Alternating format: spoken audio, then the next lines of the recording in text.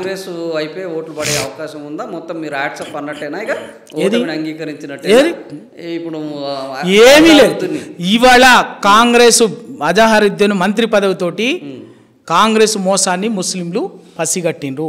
ముస్లింలకు అర్థమైంది కాంగ్రెస్ చేసిన. ఆయనకు మంత్రి పదవి ఎందుకు ఇచ్చినారు? ముస్లింలను ప్రలోభ పెట్టడానికి కోసం. మరి ఇదే అజహరుద్దీన్ గారు అదే ముస్లింల పేద ముస్లిం ఇల్లు కూలబెడుతుంటే ఒక దగ్గర వచ్చి అడ్డం పట్టుకొని ఉండాలి కదా. ఆ రోజు ముస్లింల హైదరాబాద్లో మూసి ప్రక్షాళన పేరు మీద, హైడ్రా పేరు మీద చెరువులలో పేద కూలినాలు చేసుకునేటువంటి ముస్లింలు గుడిసెలు చిన్న చిన్న ఇల్లు కట్టుకుని ఉంటే బుల్డోజర్తో కూలిస్తే ఎవరు నిలబడ్డారు? వాళ్ళ పక్షాన్ని నిలబడింది ఎవరు?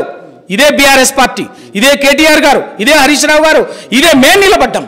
రాత్రికి రాత్రి తెల్లవారిందాక వాళ్ళ పక్షాన పోయి ఆ ముస్లింల పక్షాన ఆ పేదల పక్షాన నిలబడి కొట్లాడింది, వాళ్ళకు భరోసా ఇచ్చింది మేము. ఆ ప్రత్యక్ష పోరాటంతో పాటు న్యాయ పోరాటాన్ని కూడా నిలబడింది బీఆర్ఎస్ పార్టీ. బీఆర్ఎస్ పార్టీ మరి ఇదే అజహరుద్దీన్ గారు లేరు, ఇదే బీజేపీ లేదు, ఇదే కాంగ్రెస్ ఏ నాటికి రాలేదు. మరి ఒక్క నాయకుడన్నా మాట్లాడి ఉండాలి కదా.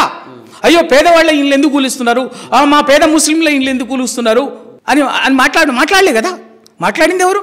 మేమే నిలబడ్డాం. బీఆర్ఎస్ పార్టీ నిలబడింది. వీళ్ళ బీఆర్ఎస్ పార్టీ ధైర్యాన్ని ఇచ్చింది. ఇదే ఈ పక్కన ఇదే జూబ్లీహిల్స్ సున్నం చెరువులో ఓ పేదవాళ్ళు చిన్న పిల్లలు కూడా అయ్యో మా పుస్తకాలు ఉన్నాయి మేము తెచ్చుకుంటాం ఆగండి అంటే కూడా పుస్తకాలు లేవు, గింజలు లేదు, ఏమి లేదని చెప్పేసి దౌర్జన్యంగా కూల్చేసింది కదా. మరి ఆ రోజు వీళ్ళు వెళ్ళిపోయి ఎక్కడ పోయిండు? ఇదే అజహరుద్దీన్ గారు ఇంకో ముస్లిం నాయుడికి ఎందుకు మాట్లాడలే, ఎందుకు రాలే?